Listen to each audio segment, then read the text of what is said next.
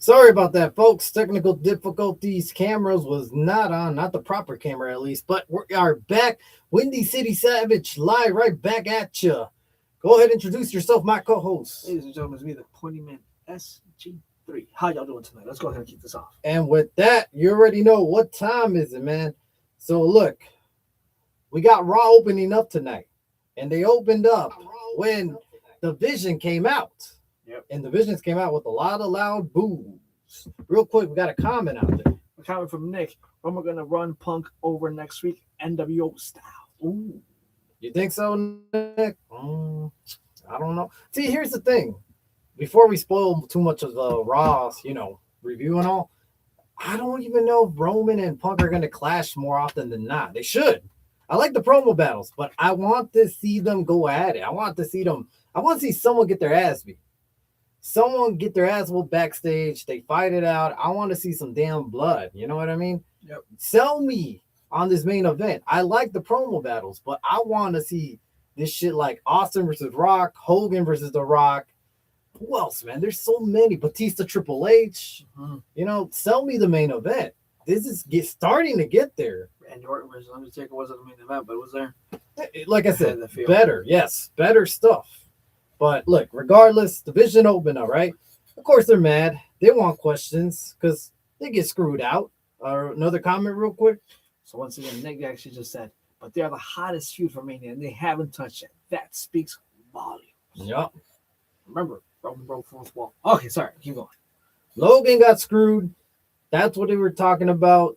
We're talking about Seth freaking Rollins, the man that returned, the unmasked man himself, made his return at Elimination Chamber. Mm-hmm. And we talk about how basically theory says that basically because of Seth, Logan got stole the main event at WrestleMania, which I highly doubt that was going to be the case. I like Logan, but I don't think he's there right now. Not yet. He's not even seems like the leader of the Vision at all. Never was. Like, it was either Braun Breaker or even Bronson, but it was never going to be Logan. Logan just didn't seem like the guy. I feel like he didn't have enough mic work and enough camera time to himself to really make it happen. But regardless, before we could get anything more off, Adam Pearce comes out, obviously angry like always, has his security out, ready to escort the Vision. And so before we could even get all that to happen, we get a maskman interfere, and for right away, security goes after that maskman. All right, we thought that might be it. We get another maskman out of nowhere. All right, so then Logan chases him. We get another maskman. Theory chases him, and then we get another maskman from the entrance. And Paul Heyman is scared for his life because he thinks that's Seth Rollins hidden in that mask. But little do we know, right behind him is Seth Rollins with the steel chair, knocks the man down. And if that wasn't enough, he ends it with the curve stomps, beats the hell out of Heyman basically with that stomp. And then from there, bam, we start off Raw. I'm going to tell you this. That entrance, man. I'll take it. Yeah, so far, I liked it. I thought it was a pretty good way to begin Raw overall. It was kind of impactful. After a lackluster Elimination Chamber, this is a good way to kick it off. A lackluster year. Yeah, overall. I'll take it. Another comment. So all these maskmen are Seth Rollins goons by Nick.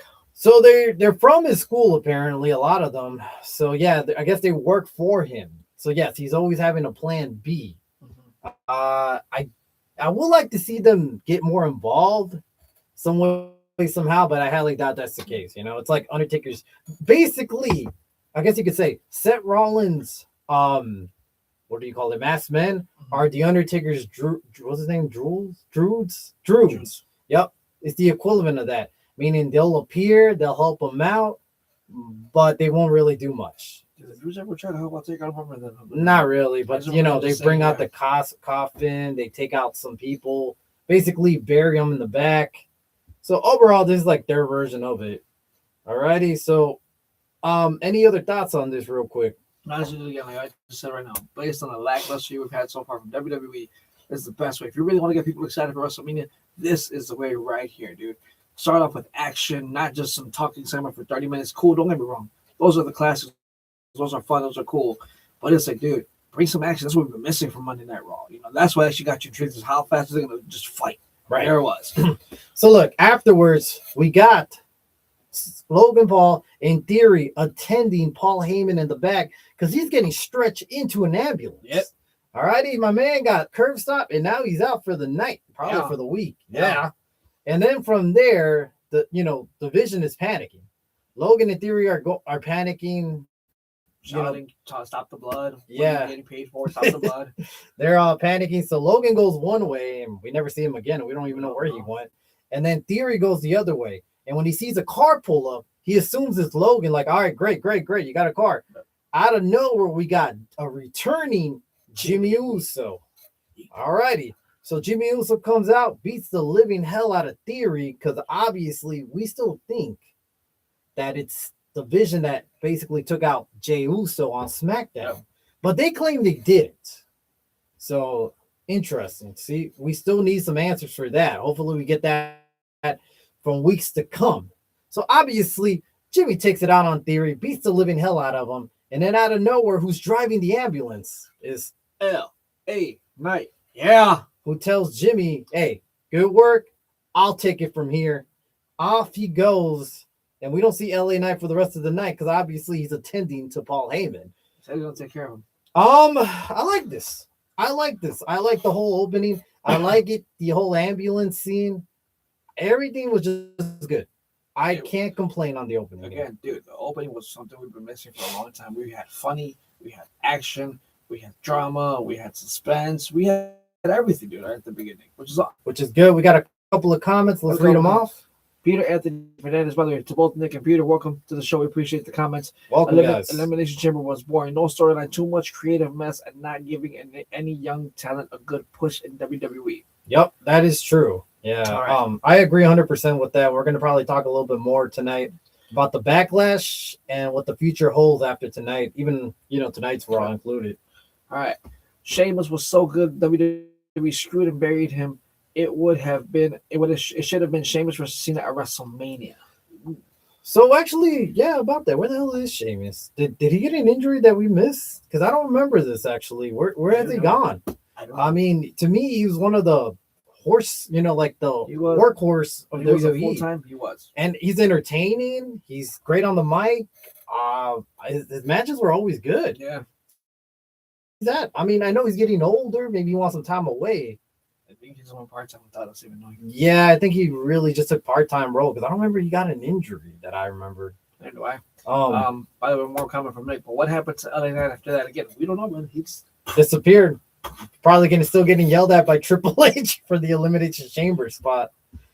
Ran into Danhausen. Yeah, maybe someone cursed him. Anyways, so on we go. Tonight we had the match set up. So many battles between these two men, so many interactions backstage and in the ring. We had Gunther setting his way onto the ring, facing off finally against Dragon Lee. But before he made it to the ring, my man Dragon Lee came out swinging, literally attacking and trying to get the one up on Gunther, which is really smart on him because Gunther doesn't play.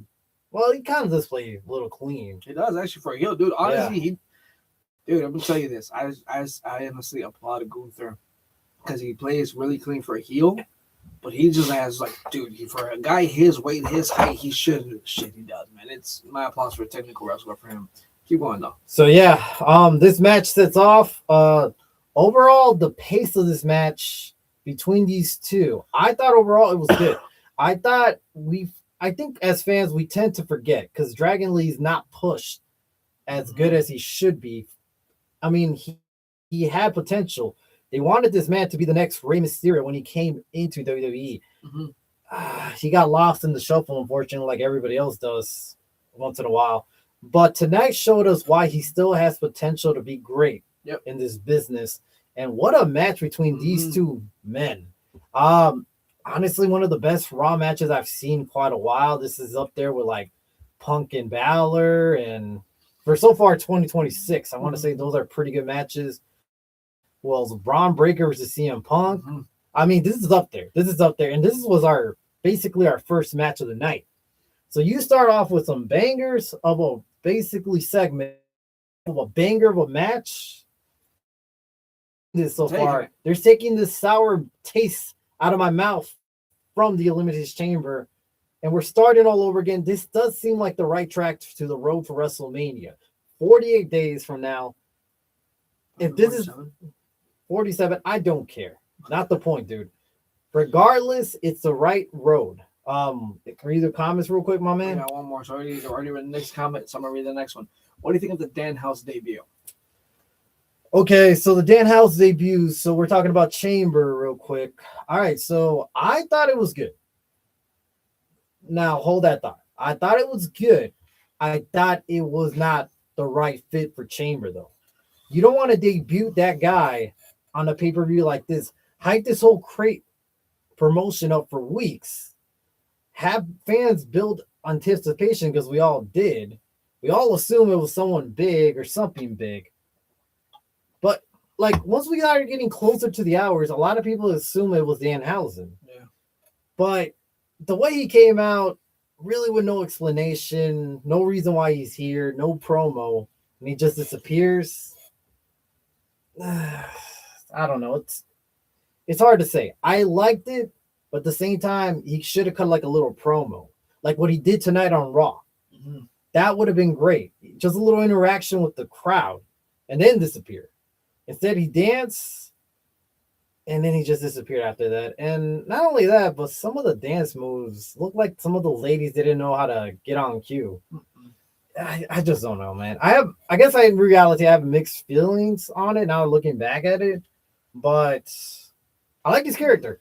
I think he's the right fit for WWE. Mm-hmm. This is going to basically be R-Truth's replacement when Truth retires, and hopefully that doesn't ever come in the day, or they fire him again. Well, not fire, but basically let go. Yeah, it's a Triple H saying, "Oh, we didn't fire him, we let him go." That's the difference. But regardless, I hope that day never comes, because he doesn't deserve that. But this is basically their version of a gimmick character that they want to push. Don't expect great matches from Danhausen, because he's not going to give you that. But expect really good comedy segments. Because when he did appear for AEW, a lot of the stuff was hilarious. And I understand why AEW didn't decide to push him more. I get he had an injury, but they could have still threw out some segments here and there without him wrestling. But it's whatever. Water under the bridge. What else do we have? Love Dan cursed Dom, and then Dom lost. Well, that did happen later on tonight. Yep. We'll talk about it. Imagine this altercation. Dan meets Kit Wilson. We got a You Are Cursed versus You Are Toxic segment. All right, cool. Masculinity, toxicity. So I get Kit Wilson is funny. I'm not gonna lie. I think Kit Wilson, if we're talking about comedy sketch but with wrestling, that man has the package right there, because he could wrestle, and he's starting to cut some good segments. What else we got? That's it. That's one. I think WWE really wasn't planning to have the crate angle at Chamber. They were forced to because of the ticket sales. They were going to have Dan debut on Raw. Ooh. They could have done that, but okay, so that would have made sense. But so far, so yeah, you're probably right on that, but they did build weeks and weeks. And I felt like they let fans basically get suckered into this crate thing, assuming that it was Chris Jericho. Dude, if you think about it though, that's the IWC's own fault. They should have I think it's 50-50. I think it's 50-50 because WWE knew what they were doing. But if we know what they're doing, why fall for it? Look, as fans, we hope for the best. Of course. And we should hope for the best. Always. Yeah, so I think it's 50-50. It's our fault as well as WWE for leading you on. It's like a couple of weeks back on the beginning of the year with Netflix, Stranger Things edition, where Adam Pearce came out, talking about breaking the walls in a little segment he did on live, basically, yeah. And he kind of led the fans to think Jericho was going to debut tonight just to sell a couple more tickets. That's what WWE does best, builds anticipation, builds for the moments, builds for the surprises nowadays. Not much for the storyline, I would say, but more for the moments and surprises. But look, overall, the match was good. Let's go on to the next segment. We see the Kabuki Warriors, Kairi and Asuka. Asuka ain't happy with Kairi. No. And Kyrie's really sad. I feel bad for her. I do feel bad for her. Yeah. And then Kyrie does say, but Oscar, you told me a couple of weeks back that I did good. And Oscar still looks irritated, angrily walks away. And then we see AJ Lee out of nowhere try to, see if Kyrie's okay. But Kyrie just gave out that blank expression and no movements until Oscar does her favorite Kyrie. Yep, one-liner to bring Kyrie back to life. What do you think of this segment? Do you see these two face off? I don't think you could fight all these matches at Mania, bro. So think about this. There's a lot of potential feuds, but not everything's going to fit on the Mania card because the reason why they're going to keep this probably like 6 or 7 matches that night. We don't have those old school 8 to 9 matches for Mania.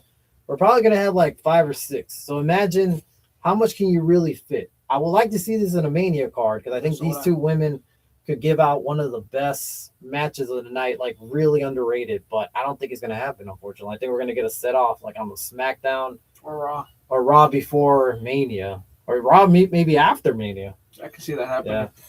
But I think it's going to happen soon where Kyrie's going to be irritated. She's going to get upset. She's going to just say, you know what, screw it. Bam. And just go ahead and start going after Oscar. And just find out all frustrations.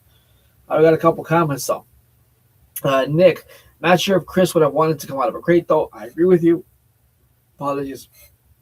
Maybe, though, if it wasn't Chris, maybe it could have been like the List of Jericho or even the jacket with the lights. Could have been one of those two. So at least some little clues because Jericho was coming or something like that. If he was coming, if he was coming. That's about Jericho coming back. Jericho never said he's leaving AEW. He has his contract is still active, just frozen. Well, we don't really have too much actual sources. We have what people hear backstage. We know that Jericho likes to tour with Fozzy, and one thing that they did get right, I feel like, was the whole he does a lot of projects. How is this going to interfere with the schedule if he goes to WWE? Because he does his Fozzy's tour, he does his boat tour, he does a lot of projects this man likes to dip his hands onto. He does his podcast. Now imagine with the WWE schedule where they're going to want you there almost every single week, especially right now where the product is stale, and when they know you're going to sell merch. And if we're talking about a backstage role, I get it. Feuds, basically, they set aside when it comes to business. But I feel like this one is kind of hard. It's kind of like the Rock versus Triple H feud. I feel like Jericho and Triple H may bump heads at some point. I feel like, yeah, because this is like their time. They came up around the same rank, the same time and all. I feel like they might bump heads. And the way things are going and book, especially with Legends, you think Jericho's going to want to come back? Just to get tapped up by Gunther. And what if Tony Khan offers him a lot more money to stay?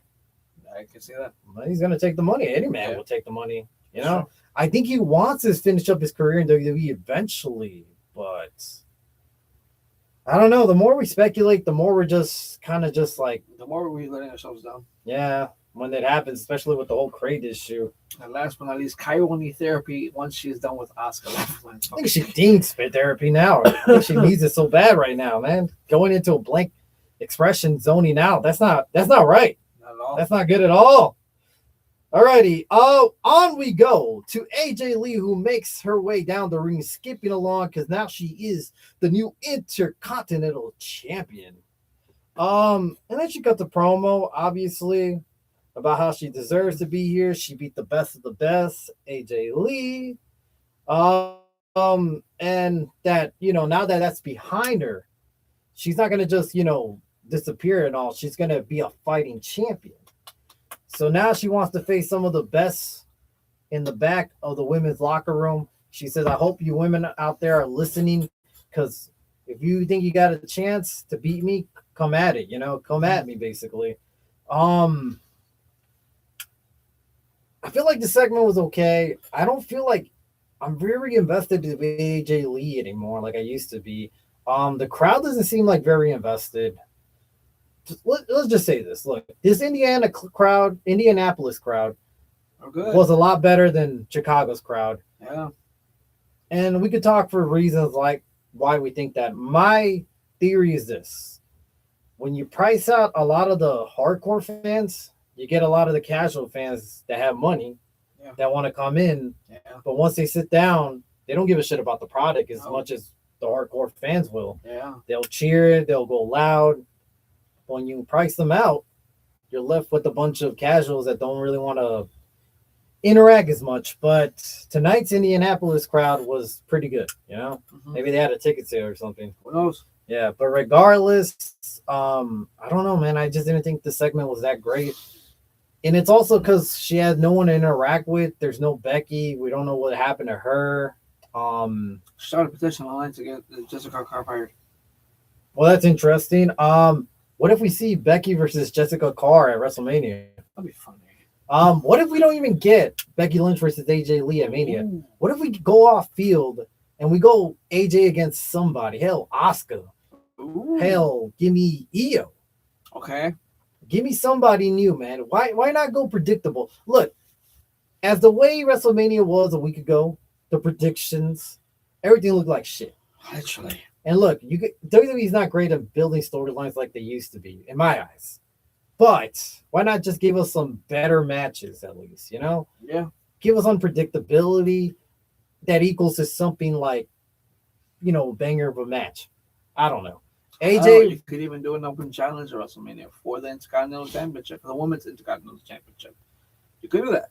But if you're gonna do an open challenge at WrestleMania, that usually means that someone from the outside is gonna sign and come in and make their big debut. Mm-hmm. I don't see nobody. Or this one, you can just keep them again. You could do Io. You could do what's her name?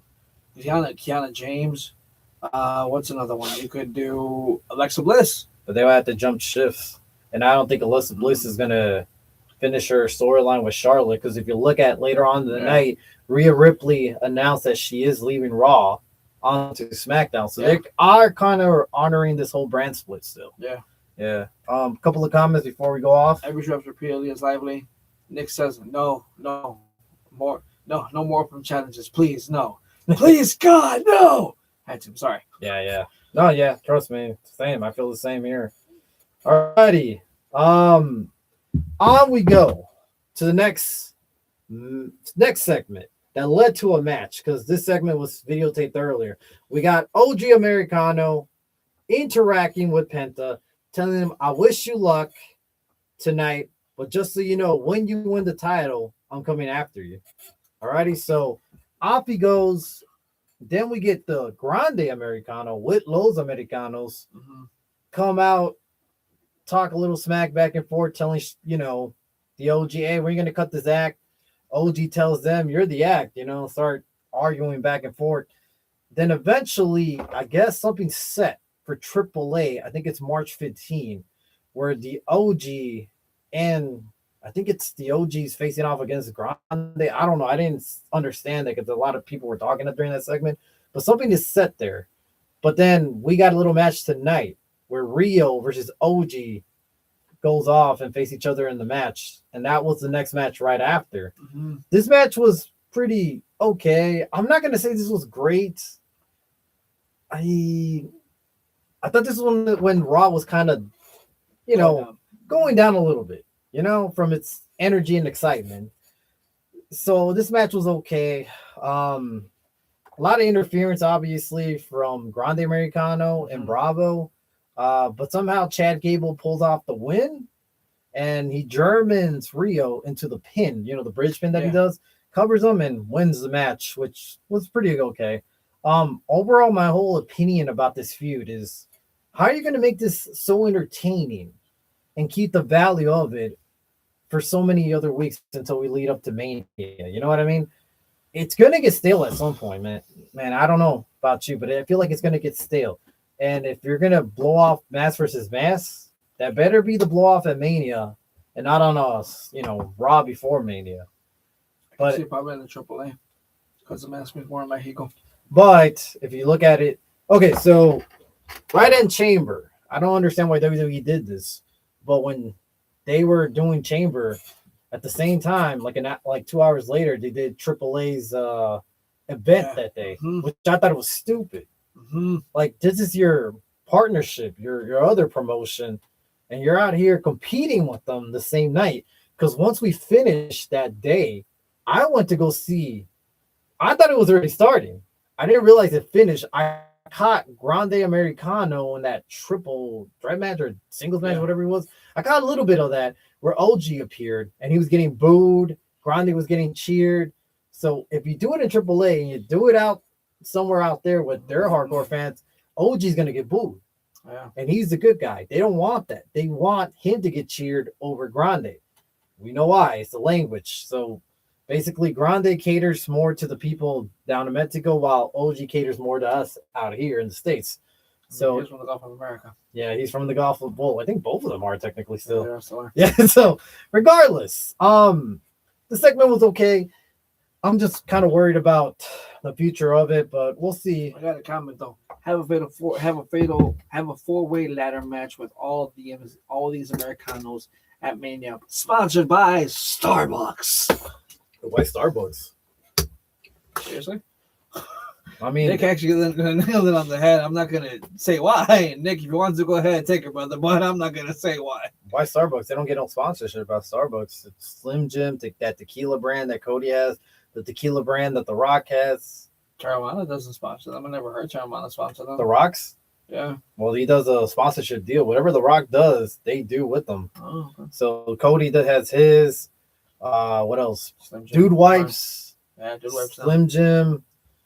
I mean, that makes more sense. I think a Slim Jim just grabbed the whole beef jerky from the top rope. I mean, the top of the ladder. That's just my opinion. I don't know, man. All right, so put it this way. Any other thoughts about this? If you want to do it, here's a way you can do it.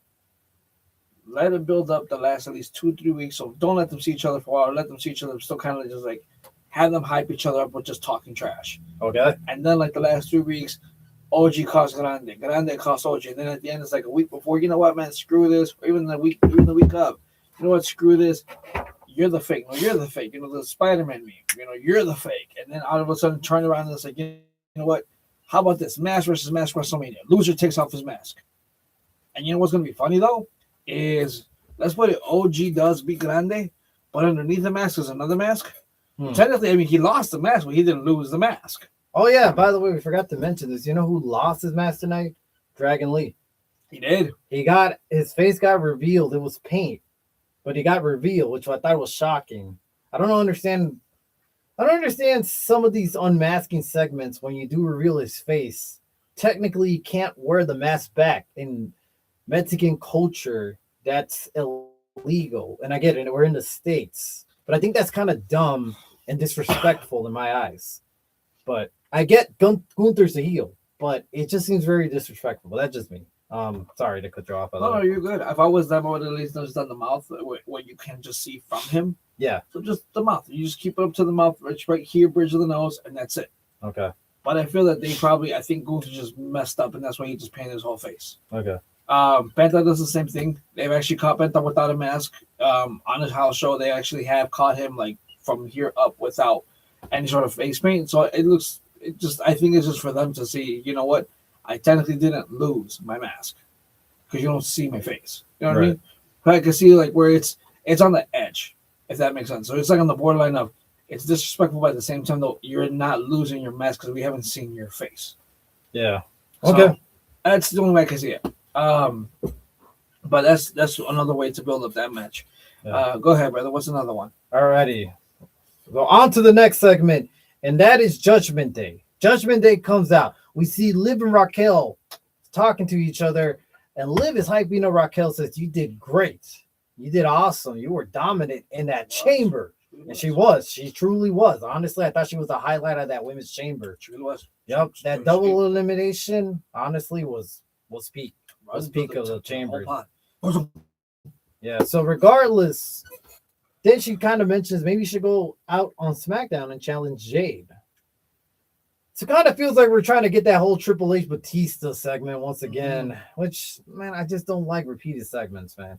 But look, we don't know if that's going to happen. The less we say with that, the better, because on we go to the next segment where we have Finn JD and Dominic Mysterio interact with each other, and JD says, well, Finn, sorry about, Saturday. How do you feel?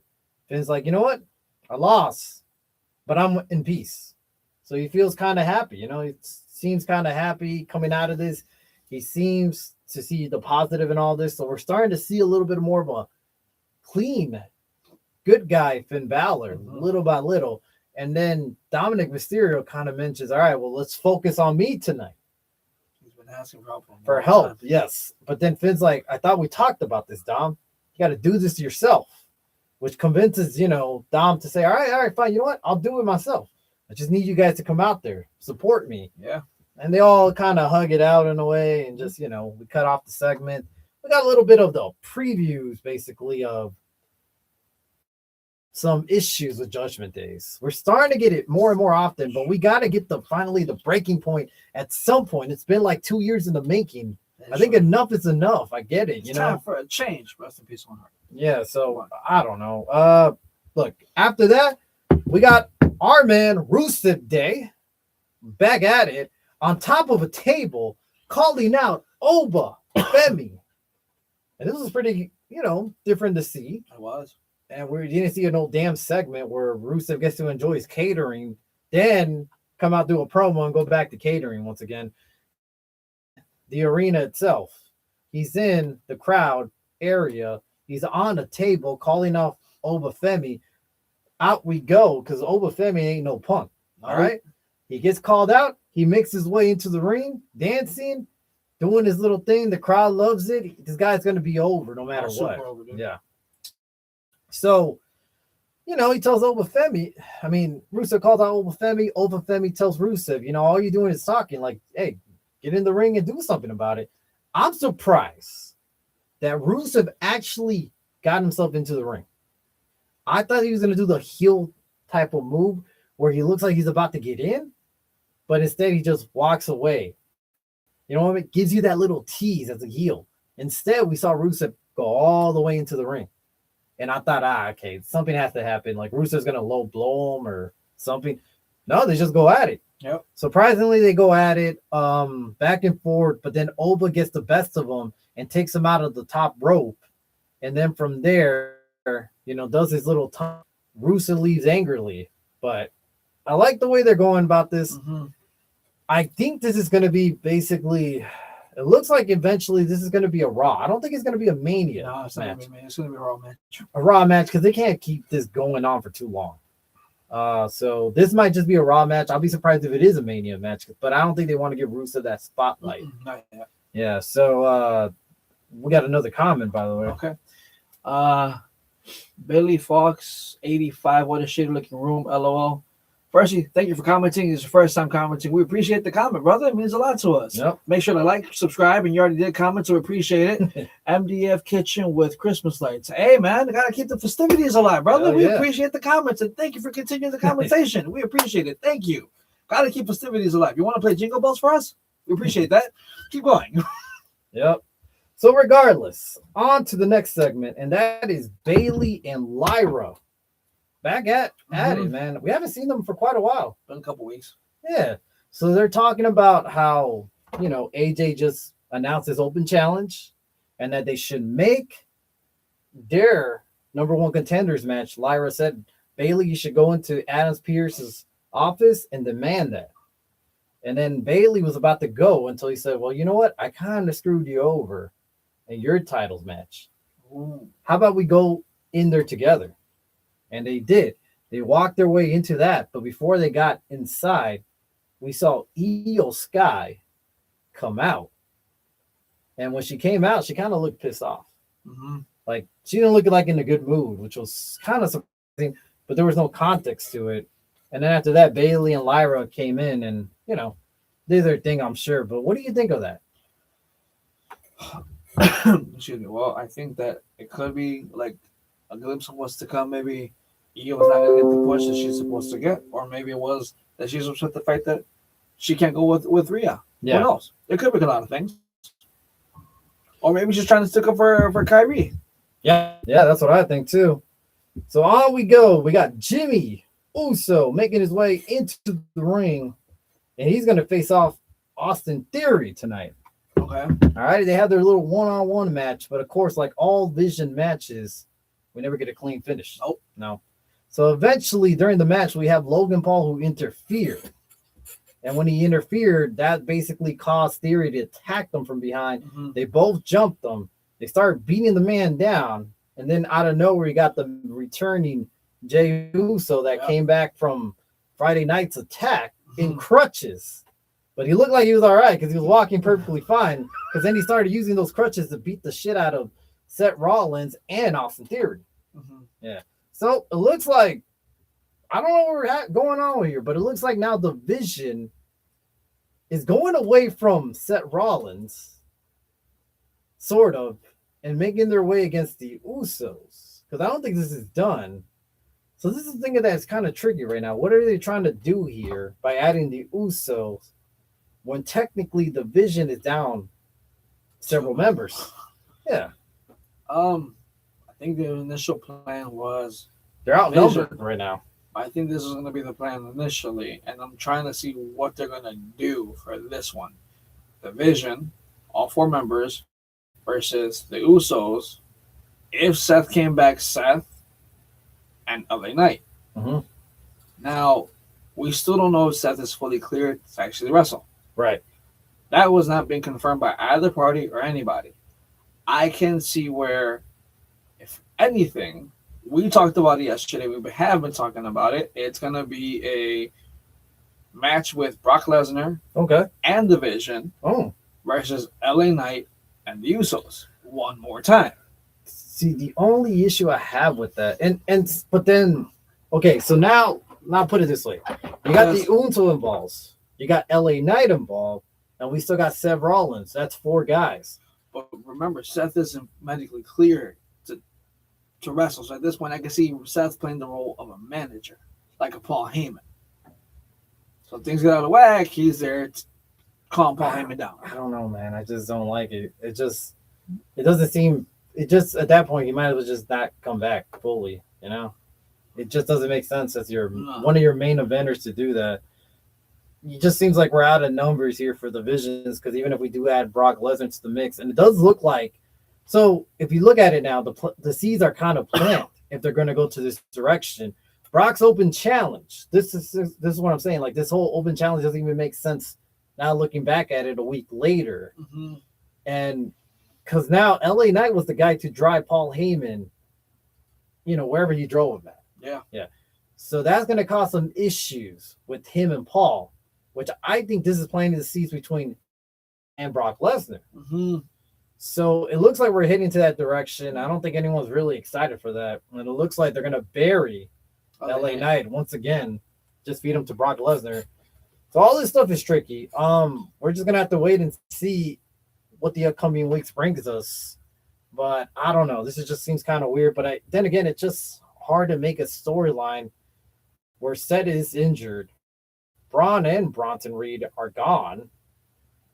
We don't know when they're all coming back. I know Bronson Reed is out for a while. He's out for months. Yeah, but we don't even know when Braun Breaker's coming back. I don't think it's time for WrestleMania. No. So all this stuff is kind of messy. I just don't understand why the Usos are involved now.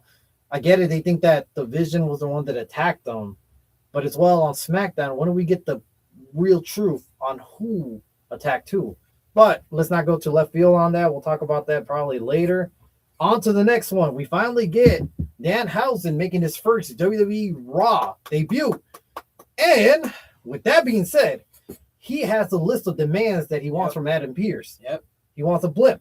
He wants a Hall of Fame induction already. He wants a personal assistance. He wants Triple H. The Triple H point that he does. He wants a painting with the picture of him pointing. Mm-hmm. And I forgot the other demand. I think it was a truck with his face on it or something like that. But he's already asking for a couple of demands. Adam Pearce is like, what the hell? And with that being said, he sees Judgment Day walking. He's like, guys, meet Danhausen. Kind of just sets him off with them. And then from there, we have the interactions between Judgment Day with Danhausen. We have JD and Dom's like, look at this guy, basically. It's like, come on, man. He's new here. Just give him a chance. Welcome him.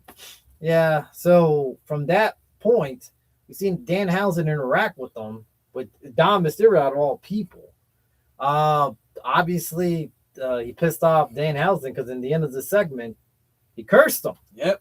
And when he cursed him, I thought, okay, so that means Dom Mysterio is definitely going to switch titles tonight.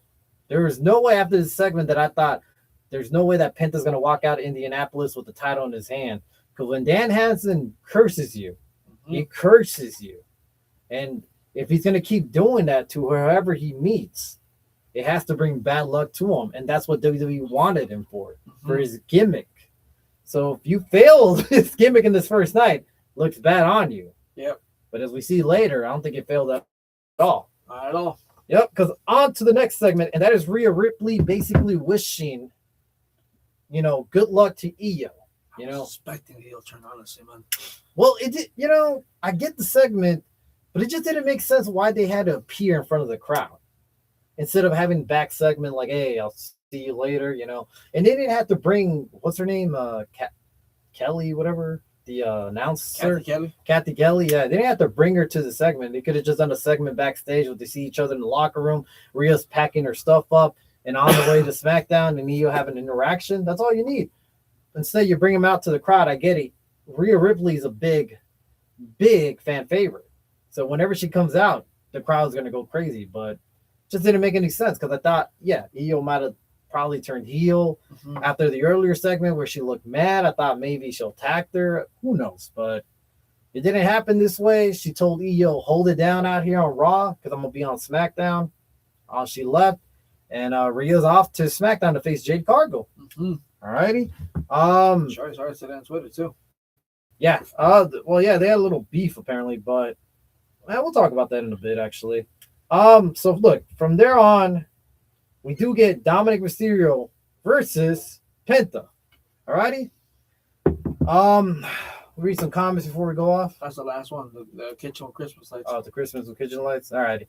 I appreciate that. That's funny. I really wish you could replay it for us, Jingle Bells. Yeah. So regardless, we had Dominic Mysterio face off against Penta for the Intercontinental Championship. This match was pretty decent, back and forth. Alrighty, not bad. On to the ending where it looked like Dominic Mysterio was frustrated. So for some reason, Penta starts complaining about his shoulder, which I thought was kind of dumb.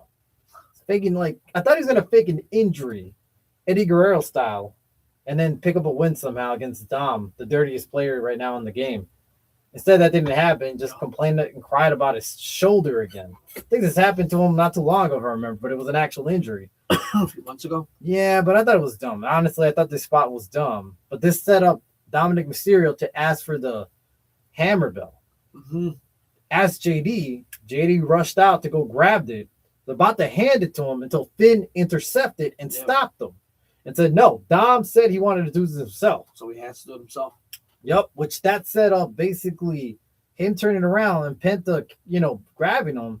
But eventually Dom sets him up to the 619. But Penta counters into a Mexican destroyer, picks up his win, and picks up his first title to become the new Intercontinental Men's Champion. Alrighty, it's about time to push this man up. It's been a long time in the making, so yeah, it's about time. I'm happy for this. I'm really happy too. So yeah, this match was okay. The Judgment Day I thought was really what picked up the whole match in the end. It really was. Yeah. Because they're just sitting back there, just chilling, just there for moral support, and then hey, give me the hammer, give me the hammer. Yeah. And then he goes against the hammer, and then it's like comes back and feels like no, let him grow up, let him be a man, let him fight us on his own. It's like, oh shoot, okay, cool. Like we're starting to see more. I honestly low key thought that maybe Finn was gonna turn around and smash JD and then turn around and smash down with it. I think it's just too soon for that. Yeah, though. but it did kind of like start creeping that way. I'm like, okay, maybe it happens tonight, but it didn't. But it's okay though. I like the way the match ended. Is it his first title in WWE? Yes, Nick. It is his first title in WWE. Yeah, so this is his first title win because I don't think he's even one of the tag teams at all. No, because that's usually the title that they give new guys. Literally, yeah. Yeah, but look, it was a happy ending for Penta. But on we go because tonight the ODC comes back and he makes his entrance.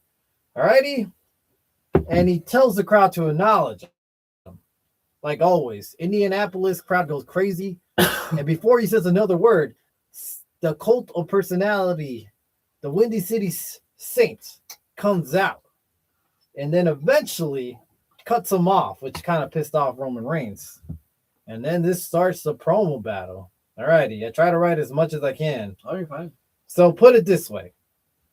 Punk says to Roman, look, why are you mad? Why are you angry? You know, you should be happy because I came here to acknowledge you, which fed into his ego, he said, which it does, you know. And he says, if that's all you're going to say tonight, you should have just sent out a tweet instead. Literally. Which I thought was like, oh shit. That's when you know it's starting to get good. With that line alone, I'm like, damn, man, that could have just buried. That would have buried the old Roman Reigns back in 2016. But this is the new and improved Roman Reigns, obviously. Because then Reigns says, hopefully his tweet didn't make him too upset. And we already know that tweet. Because after the Chamber match, he did tweet out that Punk looked old and gassed out during his main event match, which, I mean, that's kind of been the whole, you know, the whole criticism of Punk, that he's starting to look gassed out in some of these matches. I mean, I'm not gonna lie, he does look a little bit sometimes, yeah.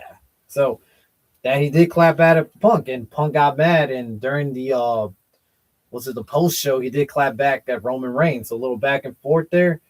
Alrighty, and then so then Punk says it's pretty accurate actually, but he's just tired because he has to carry Roman Reigns' bitch ass all the way to WrestleMania.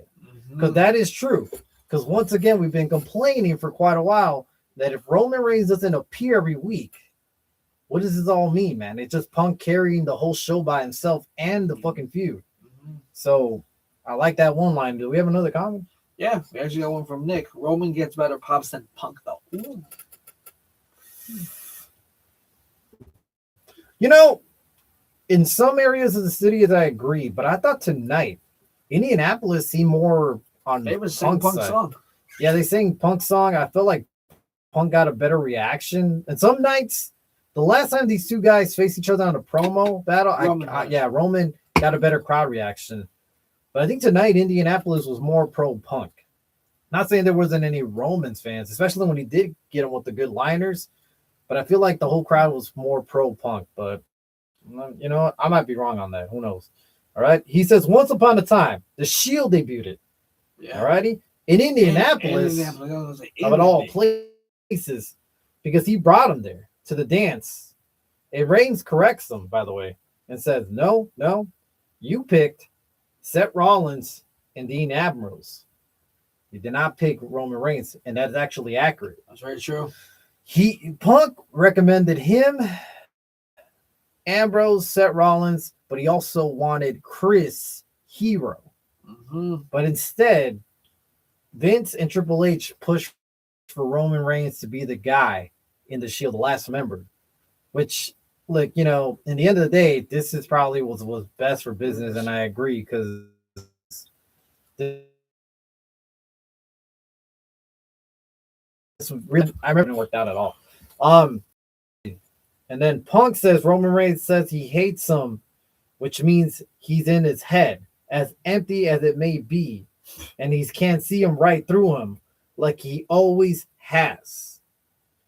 Reigns says the only reason that Punk is on his radar is because he has a world championship, and WWE brought him back to sell t-shirts, to sell to these 40-year-old virgins that live with 30 to 40-year-old virgins that live with their mom, as well as sell out Chicago.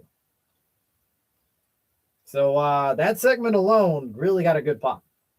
Did? Yeah, because the crowd kind of went crazy when he said that. They were like, oh shit, I want no shit. I'm not gonna lie, that was pretty good. Comments real quick. Couple comments. One, Nick, they did sing his theme song though. You see? Yeah. Punk wasn't the creative genius that Vince was. That's my ass off. Yeah, that's true. Freaking Nick. He says Punk is a liar, acting like he's happy to be back and go all over town. But the truth is, He's still a whiner, a complainer, a punk ass bitch behind the scenes, and everybody tells him about it. Which a lot of this stuff is like, I wouldn't say it's animosity between Roman and Punk. It's stuff that's been said on the outside from other wrestlers. Yeah. That they're finally bringing it upon themselves to break kayfabe here. Reigns says as soon as he wins WrestleMania, he's sending Punk on a John Cena retirement tour. And then down to NXT to train the next generation to set him up where he eventually feeds them to Roman Reigns and he squashes them, which I thought was a pretty good line as well. I was like, shit. Punk says Roman is alone now because nobody can stand to be around him, including his family. He's the guy who runs things on Raw, which is true. He also mentions about him hanging out with his cousins, which I think kind of bothered, Roman Reigns, because it has. He says Roman is scared because he could never do things on his own and by himself. He thinks he's going to retire CM Punk. He's not just going to win the match, WrestleMania now. He's going to be a bitch. Him right next to his... He's going to bury him. Sorry, bitch. Yeah. Bury him right next to his father. Which I'm just like, damn, man. That line woke up Christian Cage from AEW. Basically said, father. What type of father are we talking about, That last line, though, when he walked away about him burying him next to his father, I thought, that was pretty good. Yeah. Left Roman speechless as he walked off. Punk walk off, and I'm just like, damn, man. I thought this segment was good. I want more. Gave him longer than 5 minutes. It felt like 5 minutes. I think it felt like 10, but it felt good. I want more of it, but I also want more interaction of them actually fighting. Look, promo battles are good, but we want matches. Action. We want action in the back, action in the ring. It could be Roman, an announce table commenting on CM Punk's match, and then they start fighting, brawling. It doesn't matter. Be creative like they used to be, That's look at when they used to do the contract signing and all the action that would happen there. Always excited for contract signing because you knew there was going to be a fight. Well, ever watch the old promo battles, the old WrestleManias, the lead ups? Yeah. It just felt like a main event match. Yeah. Yeah, and it felt a lot of drama, a lot of history, and these guys have it. These guys have a lot of history against each other. This is the perfect Mania match. If Roman appears every week and actually sets it up, this could be really good. This could be the main event at WrestleMania that sells out at least night 2. I see it. But if he doesn't and WWE just does the same old thing, have him tweet out, maybe come out every so often, it's not going to sell itself. No. Just because they're 2 megastars doesn't mean it's going to sell out. It's not going to feel the same. We're not going to get invested. And I felt that's the whole issue with Chamber is that we didn't get invested because the storylines weren't there. That's true. Yeah, for the women's side, a lot of it wasn't there. No. It felt like they would just toss all these people together just because they felt like they needed to give them a Chambers match. Just because, the men's had it. But if you look at it, none of them really had any chemistry together. No. And, in the men's side, yes, you had a little bit more chemistry, but it also felt like it was short. Same thing with Becky and AJ. No chemistry at all. No, and it really showed on the camera. Goodness gracious me. Punk and Balor happened. Nothing new. Felt really short. It just, sometimes you need the magic. You need the storylines. You need to get invested, especially on the road to WrestleMania. It's been a clusterfuck, and we hear these rumblings from wrestlers from WWE right now, especially Cody Rhodes, that said, well, the fans better not sleep from this year's WrestleManias because I think it's going to be a sleeper. Look, you never use the word sleeper for the biggest show of the year. For your company. For wrestling in general, there's nothing bigger for Mania. Yeah. That is the shows of all shows. You don't say the word sleeper and WrestleMania in the same sentence. There's no such thing. WrestleMania is not a sleeper. WrestleMania is the show of all shows. So him saying that just shows you the confidence level that even some wrestlers have this year for WrestleMania. that they have to use these type of wordings. We heard AJ Styles mention that he wanted to retire at Rumble because obviously is where he started at. But when they ask him about why not Mania, he says, I wanted Mania, but at the same time, just feel like it lost his aura. Yeah. And that is AJ Styles that just recently retired. The man has nothing to lose, so he's speaking the truth. And honestly, that's what we're all thinking right now. Yeah. It's lost his aura. He's lost his magic in the last 2 years. It really has. Because we did get a sour taste last year's, but let's be honest. Last year's Mania felt a lot bigger than this year's build-up. Yeah, it did. And yeah, you can say that because of John Cena and Cody Rhodes, but the whole build-up, no matter what leading to it, it felt like there was more storylines. And right now, it feels like we're still missing a lot of dots. Tonight's Raw was on the right step to it, but we also still got SmackDown. And if you can't build the momentum week by week, you're not going to sell any more tickets. No. So, a couple of comments. We got a few comments. One by Nick. The Phil Brooks retirement tour would sell out every arena, though. Okay, I can see that. Imagine Roman says something about burying Punk next to Larry. That would have been bad, honestly. If he does say that. Okay, so imagine if they go through that. I don't think they will. Because I think Punk is still very sensitive about Larry. Not only that, but I think Roman is also a family man. So he wouldn't want to mention something like that. It's just too sensitive. And yeah, I don't think it's going to happen. But that would break Punk in going ballistic, and he probably will beat the shit out of Roman Reigns on the spot. What else we got? A couple more comments. I think the opening and close of the show were a 10 out of 10. I could agree with you more than that, honestly. Nick again. Yeah, because they got a handful of overseas shows where they do stadium shows. Yeah. It's true. And hey, Wyatt, what's going on, brother? What do you got? Hey, what's up, guys? How are you guys? We just got done posting my clips for from tonight. I'll go ahead and put a like on that. Same. Go ahead and do that. Go check out Wyatt's channel. It's really good, by the way. Yeah, dude. I have a lot of fun on that channel. Yeah, I appreciate that, man. Really do. So yeah, overall, dude, it's just whole build up leading onto it. We had to have more of this tonight. But that's the thing. We get a good taste of it, Yeah. We get a good taste of it. We get a good taste going forward to the next week, forward to SmackDown, forward to Raw, and then the next Raw, the next SmackDown. It's back to the same old, same old. Listen, if your ticket sales are bad, right now is the point where you got to drive that oomph factor for all of us, where it's like, dude, let us be invested, because at this point, it's not even probably going to do well on TV. And fuck the live show. I don't think TV is going to do good right now. If they were to give us a product that we've been basically looking at all this time, it's not going to do anything. At this point, though, if I was WWE, keep the main event from SmackDown, Drew McIntyre versus Randy Orton. Don't give the belt to Cody. Regardless of what happens. On this Friday, don't do it. That's really going to destroy your event. So let's talk about that. We did get an announcement from Nick Aldis that was furious against McIntyre after the post show. We missed it because we were, reviewing some of the stuff. So let's talk about that post show from Elimination Chamber. We did get that match confirmed with Aldis like, I'm tired of you interfering. And remember, they had a three stages of hell match, and eventually a stipulation where if Cody loses, he can't challenge Drew for the title at all. But now all of a sudden, Aldis is, waving that off, and now we're having Cody Rhodes face off Drew McIntyre this Friday night, because now that Orton is on his way to Mania. Let's talk about this.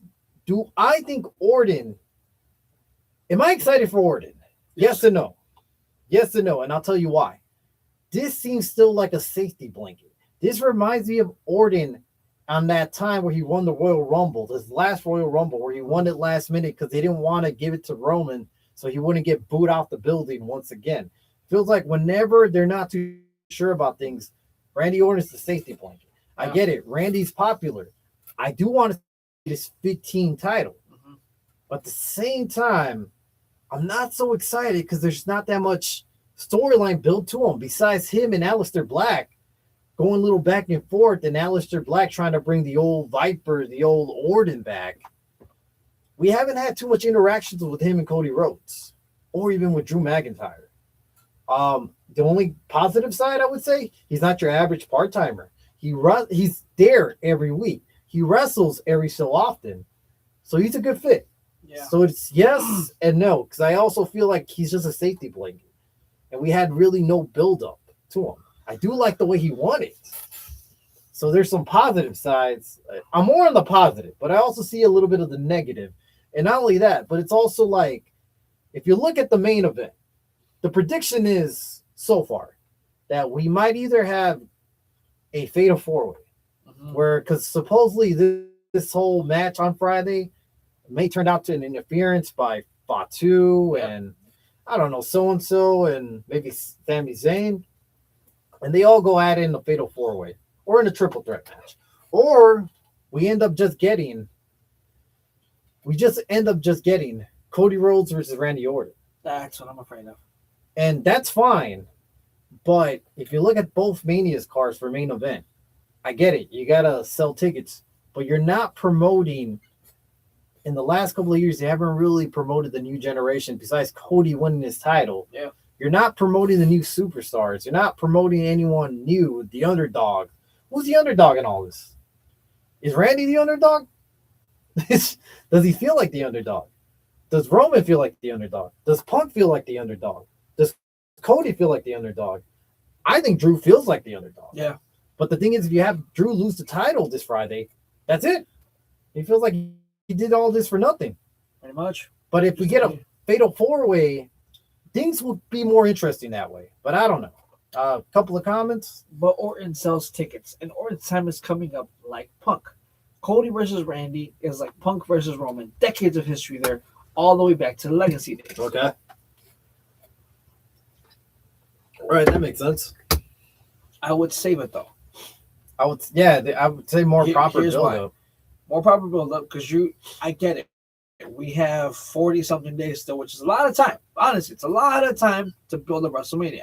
However, for something like this, though, I feel it's gonna be, if you do the same thing with both main events, it's stale and it's lackluster. We've been complaining about this for how long now?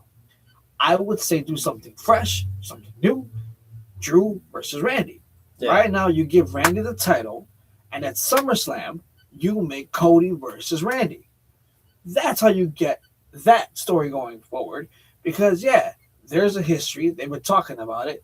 And it's like, you did say you wanted the title. You have it, but I want it. And I couldn't go against it because of Drew. But now that you have it, let's go. First one, whatever. And then you can build up off of that. Yeah. But at this point, though, if you're going to do it for WrestleMania, it's going to be like, let's be honest. If you have had, right, who have been speculating about going, if you knew going in with your ticket that you paid your hard-earned money right now, if you went in knowing the fact that night one and night two basically the same fucking storyline, the history of your relationship, whatever you want to call it, is your match. Yeah. Are you satisfied? Yes or no? Not really. So, look, man. With that being said, we're gonna have to wait till Friday. I'm definitely gonna watch it. We probably gonna be going live again this Friday. So we'll probably talk about this whole setup because this is all going to lead to WrestleMania that Friday night. It's really important. So I really can't wait to see that. I want to see the build-up. I want to see what they're going to do. We're going to be angry. We could be happy. We could be somewhere in the middle. Or we could just be like, what the fuck? So regardless, one more thing about Elimination Chamber. Have you noticed one thing? Is that Triple H did not come out to the crowd on the post show. Instead, he had a backstage segment where he kind of hid away from the fans. Because I went towards his ass up. Well, they did. Because if you notice, when they cut the segment towards him, you could hear the boos in the background, but they got drowned out. I think they got muted out. So I thought that was funny that he was kind of scared to get out there. He would have gone out there that would have overpowered him with no mic. Because if you notice, I think he's been pissed off from that first time it happened. And then even Saudi got his ass. Yeah. He didn't think he was going to get booed out of Saudi. I didn't think he was going to get booed out of Saudi. I don't think so either. But the Saudi crowd booed him. But regardless, look, that is Chamber in itself. The backlash onto the forward, the positive. Let's hope everything ends up well the next couple of days. You know? Got a comment. WrestleMania is a show where years of storylines culminate, and Randy versus Orton does that. Excuse me, Randy versus Cody does that. Randy versus Cody does that. Nick, I 100% agree with you. Absolutely. However, though, the thing again that I'm saying is you can't do the two main events with the same storyline. One is already saying we have the history. I hate you because blah blah blah whatever. And then what's the next one gonna be? You know what? I've always wanted to know what it was like to face you, and I just got to know who's better. And that's our years of history from legacy till now. So we got a couple of like That's mixed. why, like, for me, I mean, personally, dude, I 100% agree with you. I see where you're coming from, where it's years of history that culminate in this, like, the pinnacle of all pinnacles. It's like the show of all shows. I get that 100%. But for me, it's like basically looking at it like, why are you going to try to do your two events, your two things that are supposed to sell you're supposed to get the beats? Why do the same thing back to back?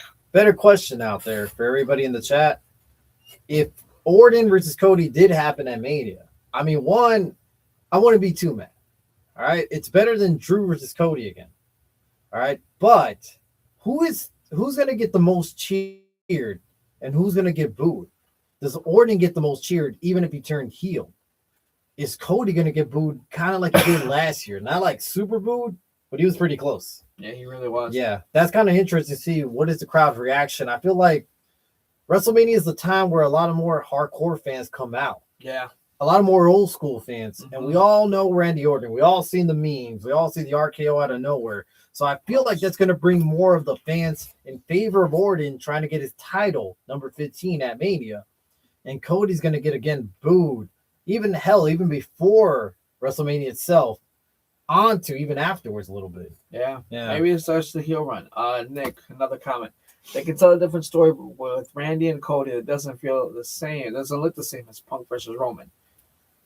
Again, I see it. I do see it. But personally, me, I would just wait a little bit. And again, I honestly could see them actually going Cody versus Randy. I can actually do see that this upcoming Friday. I would be more interested if they turn Cody heel. I would listen. If they turn Cody heel, I'm set. I'm good. Yeah, I would love to see that. Yeah, but if it's like he stays babyface, is Orton the guy who? Okay, so the mystery attacker is Orton the guy who attacked all these guys in the end? Is he the one turning heel? Because we still haven't solved that case.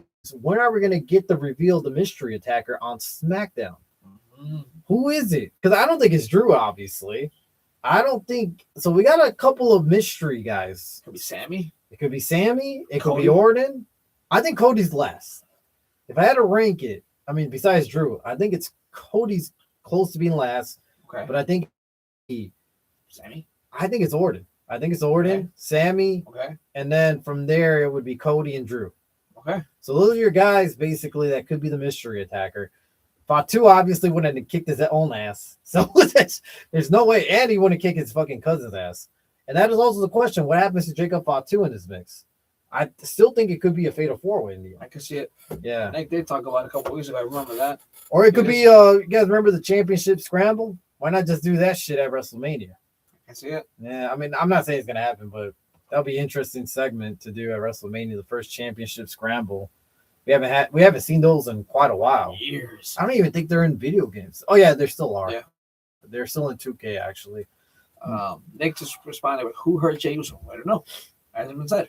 Yeah, that's the issue, man. Nobody knows. But yeah, regardless, the road to WrestleMania seems kind of odd, but I mean, I'm liking it kind of. So far, from what I saw tonight, from last week to this week, I'm a little bit more invested than what it was last week. So my biggest issue is the women's title on Raw. Liv Morgan was the only one that cut a segment, but that was a video package. And we had no Stephanie Vaquero once again. So this whole storyline just kind of seems so flat and flatter by the week. Okay. 2 comments. Business is picking up, as Jared would say. BB Joyce, hi. Welcome to the channel. We appreciate you with the comment. To what you just said, we got Stephanie Vaquero, but didn't get her. She was in this little singing commercial they had. Yeah. So unfortunately, yeah. Honestly, dude, I personally feel that with that, if you want to do one more week of video package, Stephanie has to do her response, cool. But if you really want to get fans invested for this title match, you really have to start something now going forward. Yep. And it has to be with either an interpreter or something, but it's got to go down and it's got to start picking up because this match feels like that bathroom break. It feels like, you know what, cool, we can just snooze on it. Doesn't matter to us. And that's what the thing is like. This is a title. This is a championship. This is a one that it's like it's your top championship for the women. For the women's side, And it's like, and you're gonna treat it like this, like it's just a passerby. Hell, at this point, the Intercontinental title for the women's Intercontinental title feels more important than the WWE Women's Championship. Couple of comments. Yeah, I'm gonna say a couple of comments. I just seen Seth stomp Paul. It was awesome. I'm sure Liv Morgan wins at Mania and Rhea will beat Jade. Ooh, okay, Nick. Yeah, it's just odd. My question is too, so we had Danhausen appearing on Raw already. So Danhausen's already so the rumor is Danhausen is gonna appear on all 3 shows. That is the rumor. Okay. To do segments. But that also leaves where the hell is Royce Keys, Powerhouse Hobbs? I know that he's doing those segments, interviews with Stephanie that they're releasing little by little. But if you wanted to get this guy to debut as a heel on Raw or SmackDown, anytime you hear these interviews, they're sad. Mm-hmm. You feel for this guy. I don't want to boo this guy. I kind of want to damn, man, my bad, dude. Dude, I feel bad, because he lived a rough life. You could, from the stories, it's really bad, but it's not helping him. They should release this, obviously, on their little platform. Well, on their platform, but at the same time, they should just start building up his promos. But supposedly, the rumor is they have no plans for him after that debut on Royal Rumble. Oh. So, what was the point? I can see him actually probably doing something after Mania. After Mania. And also, there is some room. I think there was something that said that Ricky Stark is also kind of pissed off that they had Danhausen debut, but him and Royce Keys are still not on the main roster. Yeah, which is kind of odd that Ricky Stark isn't on the main roster, but Danhausen is. I've got a comment. Maybe these interviews are a way to introduce Royce to the WWE audience, and then he debuts. He'll get hella cheered. True. I can see that happening too. And again, I think it's going to happen at either Raw or SmackDown after Mania. Yeah, I mean. Yeah, but it's what are you gonna have him do, man? It's I just don't feel like there's much for him to do anymore. I feel like WWE got too excited to see this guy. He has the appearance, he has the look, he could wrestle really well, and they got excited. They signed him, but they realized, what are we supposed to do with this guy? Yeah, it's not like Danhausen where his comedy just sells for itself, and he doesn't have to wrestle. Yeah, Royce Keys is not really good on the mic. He has to wrestle. He has to wrestle to show off, but then it's where do you get him? And right now, your stables, they're not really there right now. There's no stables right now that guy in WWE. He would have fit perfectly if he was on NXT. Yeah. But it doesn't seem like they want him on NXT. They seem like they want him on one of these brands right now. What other comments we got? For the record, Royce Keys sounds like a Harvard graduate, not a person character. Nick, thank you for always making us laugh. So let's talk about some other things. If you guys want to talk about anything about WrestleMania, any rumors, anything you guys heard, opinions, theories, doesn't matter what, go ahead, comment, please. We love to hear it. Even if it's out of left field, we love to talk about it. Honestly, we do. So let's talk about this. Paramount. Seems like Paramount won the bidding war against Netflix. And I guess he's inquiring a lot of Warner Brothers, projects and stuff. Yeah, they're, I guess they're getting DC. They're getting all this crazy shit. I think even the channels and stuff. Because I think they bid it and they outbid. Well, I guess Netflix pulled out and they realized it's just too much for us. They bid out, but I guess they got some money in the end because I think Paramount had to pay them a certain amount regardless. So in the end, they didn't lose. They still won something because they got no matter what.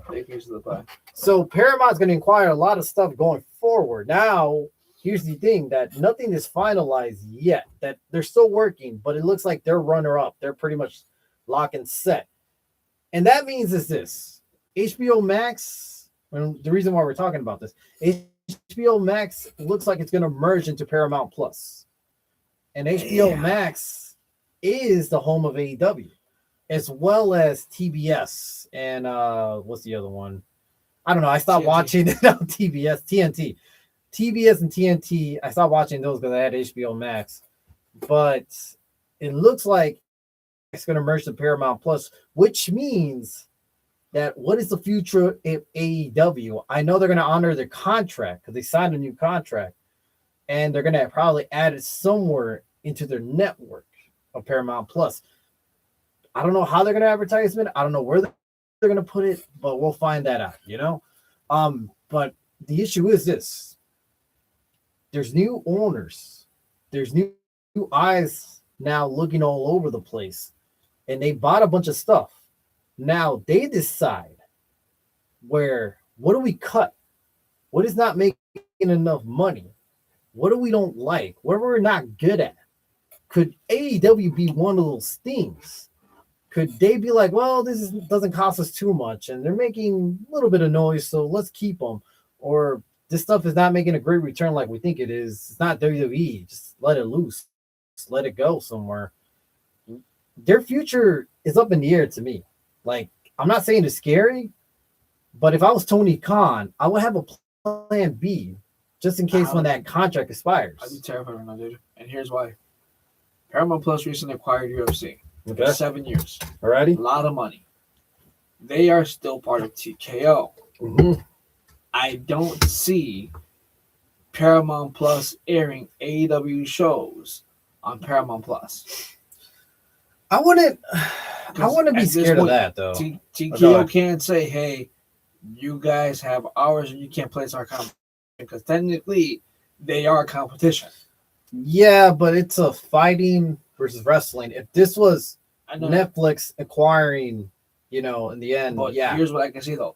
They can say, yeah, it's fighting versus, but it's quote unquote combat sports. So I could see them actually trying to fight this and say, you guys can't bring AEW.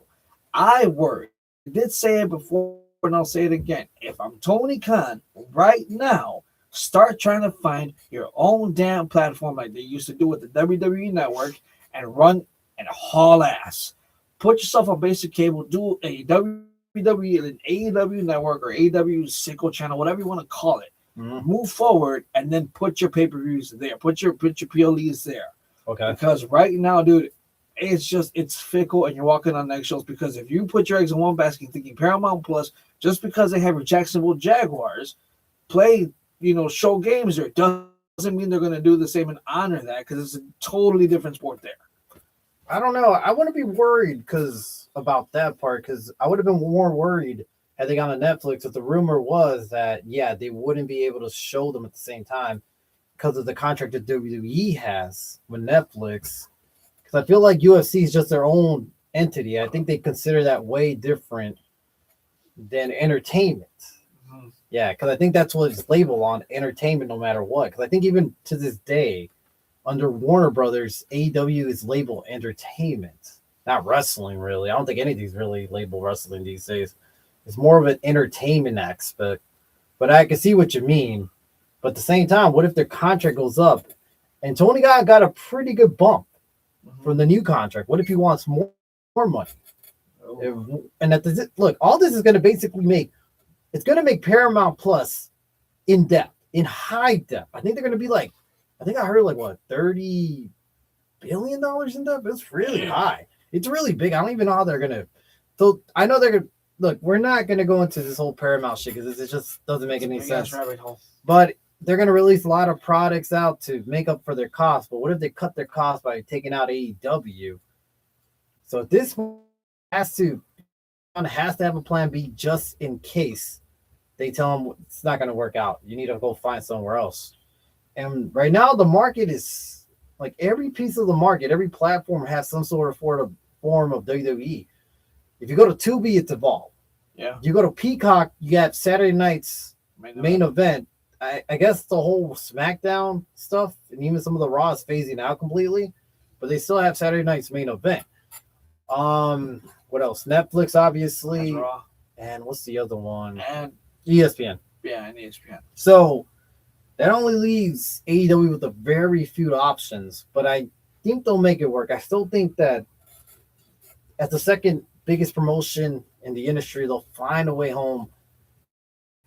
But a contract, that's kind of putting them over the edge a little bit. So it's a lot to come. Nothing's finalized yet. But they're in the league. Yeah. They're literally in the league. I don't think anyone else is going to compete. Comcast pulled out a long time ago. Yeah. So the only three that were up were Netflix, Comcast, and Paramount Plus. Paramount Plus, right? Comcast, when Netflix pulled on the number, Comcast pulled out. You just had Comcast and Paramount Plus and Netflix going for it. Netflix became the up and runner after something happened with the courts, and now all of a sudden it's dropped out. Yeah, so it's going to be interesting if you got. So here's the thing: the reason why we're worried. Remember, this kind of similar thing happened to WCW back in the day when Time Warner brought out basically Ted Turner and bought out all that stuff, and eventually they looked at WCW as basically a shithole, and they got rid of them. And it's not like they were making bad money; they were losing money, but it wasn't as bad. They were still getting a lot of views in, but like I said, Time Warner wanted nothing to do with AEW, and it's funny how years later, wrestling TBS, and it's funny how history repeats itself, and we're in that point that history could repeat itself in a couple of years. Who knows? You know, a couple of months maybe. Yeah, I just hope this is not the end. Obviously, of AEW, I highly doubt it. I think Tony Khan has a big checkbook that I don't think it will be, but I think maybe they could even go to USA. Could be, but I also think they really want that streaming platform. You know what I mean? To simultaneously cast it here and cast it over there. So I don't know. We'll just hope for the best, man. Because like I said, we don't want to stun wrestling. We want to keep growing from every single company. You know. So with that being said, too, let's talk about Penelope Ford. Let's wish her recovery. Because on Dynamite, we had a little misfortune where she was going to go for a moonsault. Well, she did. She went on top of the rope. Was going to do a moonsault on the Babes of Wrath, which that would be Harley Cameron and Willow Nightingale. And when this spot happened, she went for the moonsault onto the outside. Willow and Harley are supposed to catch them. I don't know what happened exactly, but Harley kind of moved out the way. It looked like she was kind of like she didn't know what to do. She moved out to the side and tried to move back.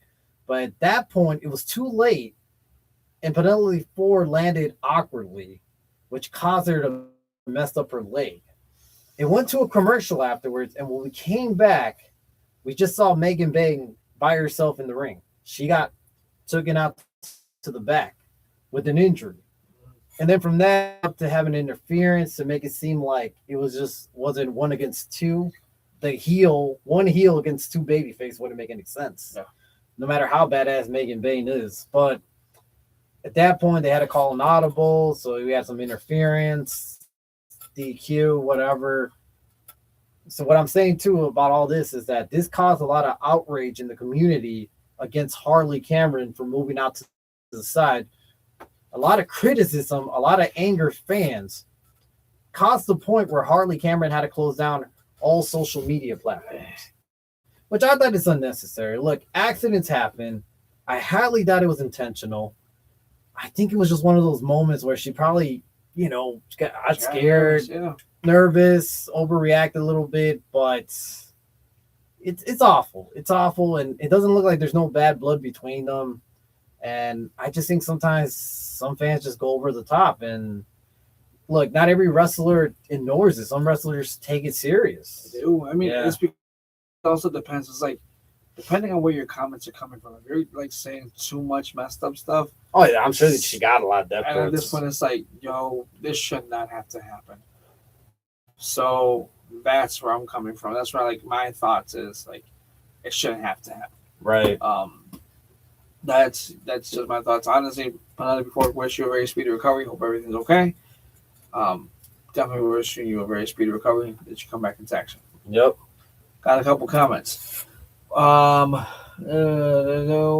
how will they book Brock Lesnar's open challenge leading up to Mania? from Nick. Ryan Milky 14. Yo. Hey, I was expecting him to come in with a hey yo. Mm-hmm. Completely kidding. But Nick responds to Ryan saying, hey yo. You see, I told you, hey yo. And then you have Ryan say, hey yo, hey and Nick, and then say hello to the bad guy. Hey, here it is. You see, I'm telling you, brother. If y'all know, again, Ryan's a good friend of ours. Go ahead and actually follow up with him as well on the Y Wrestling channel. Again, they have great content out there as well. Ryan was over here wearing a wig on Saturday. He looked pretty awesome, dude. It was awesome. That was really awesome. Let's talk to that open challenge. How they're gonna build it up. They got a bunch of dates in. So leading up to that, they got a bunch of dates where they're gonna show Brock Lesnar. Do you guys think that Brock Lesnar is ever going to wrestle on a Monday Night Raw again? No. Even in these dates, he's going to appear? He's going to appear, but he's not going to wrestle. So he's going to wrestle. So how they're going to lead up to WrestleMania with this open challenge is a good question. I just want to know why hasn't the talk happened about who eliminated him? Because that's the thing is, it's hard to do when you don't really have Lesnar himself to be there every week. But with these dates, I get it. You can build it up. I don't know. It's also difficult because two people eliminated him, not just one. Well, the thing is, I don't think they really want to build up LA Knight like that. They don't want to give him too much credit. Because then your other person who eliminated him was Cody.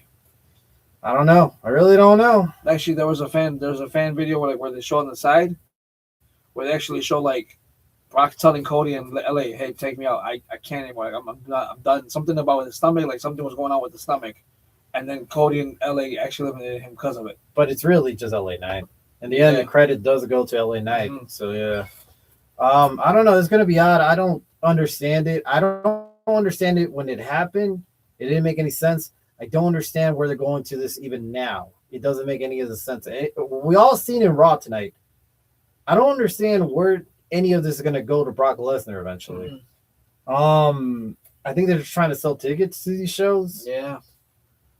And I can see him just beat up a lot of comedy acts. I can see him beat up Kit Wilson. Yeah. Maybe he interacts with R-Truth. Yeah. Bunch of jobbers.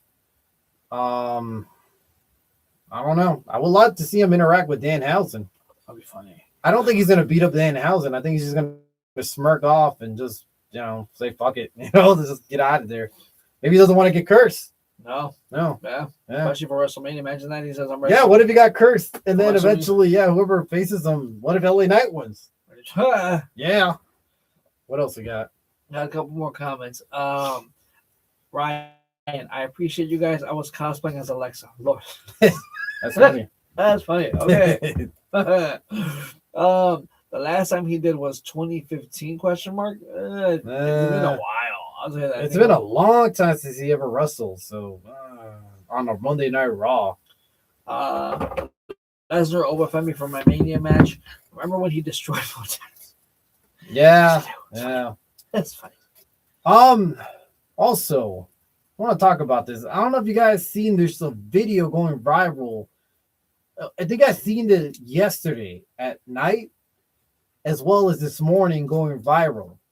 And that is a man power bombing a lady from all the way from the balcony onto some crowd of people. This is an indie wrestling show, by the way.